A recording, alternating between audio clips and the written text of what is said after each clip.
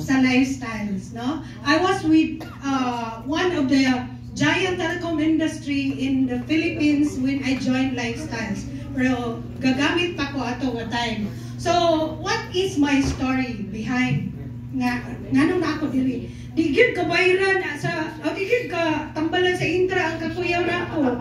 Ambot ngano 5 ka GMDs naa, no? So, my first blockbuster story katong sa akong sanag dengue hemorrhagic fever, no. Ako i-share kay ting-uwan baya, no. So kuan, imagine na ako IDO 2002. My son at 3 years old nag-dengue na siya, nag-nosebleed, for blood transfusion. But then tungod, thank God, padanan kong angel in the name of GMD Eva.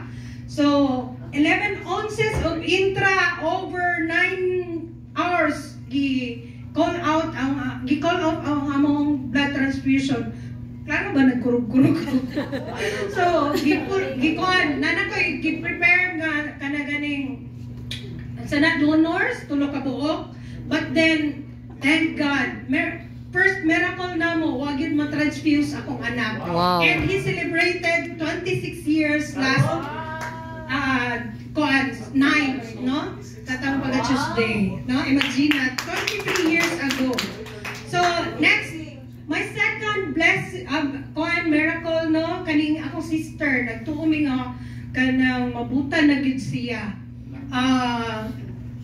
Kuan siya, gi-diagnose siya, ang first nga, kuan sa doctor, mura ito gitag-antag-an, di lang ko magsaba, pero kanang doon sa kuan kanang Puente ang ospital niya best doctor gyud, no?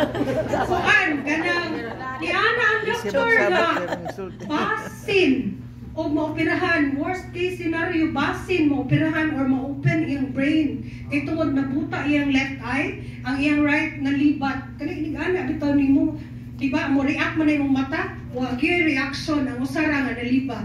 So imagine na paingon na siya, abi na mag-brain tumor kay mao gyud isulti sa doktor. He was so intimidating. Grabe, naghila ko, nag-istorya niya. And then niya, ako, Dok, di ka pwede mo ingog nako ubasin. I work with doctors niya. Niya na siya nga, are you a doctor? Niya na siya niya, mura siya nalain ako ba? Di ko, no.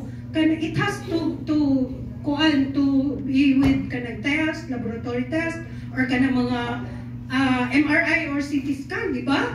Una ka mo conclude nga ingon ana. Nasuko siya nako. Bahala ka din masuko. Basta ako, kay ba ko sa procedures, no? Una ka mo diagnose. So, mara to, nangay second opinion, third opinion, and to make the long story short, optic neuritis radi siya, bacterial radi siya. Nara siya tumoy sa optic nerve sa akong sister. Tungod kay magsige sila panilhig sa farm o kanang mga iti, no? Kay naamay kanang kuan akong manghod nga usa, brother, kanang mga manukan, no? Nya makalimot siya, mahikap niya siya mata. So bawal gid na nga manilhig ng blitsog ana-ana sa mata, napuling siguro to siya. So, mani siya ang iyang MRI results, no? And again, thank God kay wa mi kwarta. Imagine, nagpasalamat ko nga, tungod wa may kwarta, wa ma-open ang iyang ulo, no? Kay tungod, ni suggest by doctor, we have to prepare 300,000, no? Kanang, mga gitag sa opinion, labi ng mga sensitive parts sa atong body, no? So, mo-agree mo, anak? Kaya kasi ma-open, hindi na makabalik. Tinarap ko naka-istorya, katong pag-testimony na ako, na-istorya na ako sa CR sa Diamond. Ang iyang sister, iyang brother, na-open gyud, namatay na magyud. So, iyon na anak, mga itag second opinion, third. So, what the result? And then, imagine na, grabe ka miraculous ang product. Nag-ampo ra ko, duha ka botilya, from apple tree to Cebu Doctors na, dito may nag-MRI, noon, dili man na mao ang MRI dito. Lahi nga hospital ha, ang Cebu Doctors may nag-MRI. Lahi nga hospital ang katong naa ang doktor, basta na medical arts chart. So, sumunod ko, kanang naglakaw ko from apple tree to Cebu Doc. Nag-ampo ko, nagtuwa akong luha. Nagsityo ko ingon, Lord, ayaw akong sister, Lord, kay Di na lagi ko magahi. Oh, kay mo ko nga higahian lagi ka sa kuo nga ni-appeal ko dili pero wala ko gi-share, no? Kay nana lagi natay ego and pride. Naglakaw ko, gipadala ko sa Carmen ang duha ka botilya. That was Tuesday. Unya Saturday ang MRI kay nakakuan mi naka-insert sa MRI dili ni walk in ang MRI CT scan ha. Kanang schedule. Nya kanang taas pa kay schedule mga 3 weeks pa.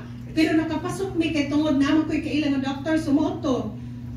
That Saturday, pagbalik na mo dito, layo pa ko, nakita na ko sa kong sister, pakpaka na itong intra. 4 days lang taking 6 ounces na ulian ang iyang mata. Although blurry, pero wa siya ni undergo og kanang operation.